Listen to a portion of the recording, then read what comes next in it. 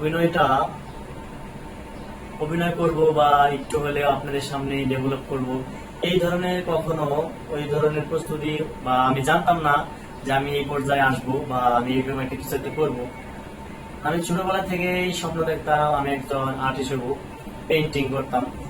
তো এক সময় আর কি আমার এই অভিনয় পথে যাত্রা শুরু হয়।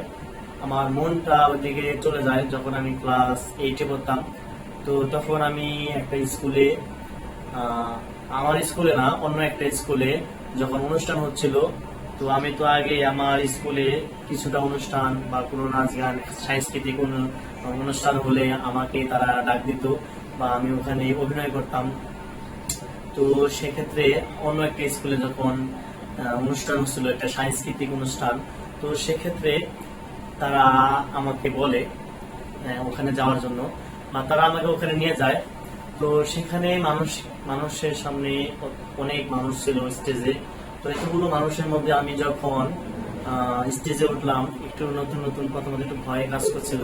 তো আমি যখন পারফরমেন্স করলাম, যখন আমার পারফরমেন্সটা আমি দর্শকের সামনে তুলে ধরলাম, তখন আমার দর্শকের ভালোবাসা দেখে আমার মধ্যে একটা অন্যরকম আত্মবিশ্বাস জেগে ওঠে।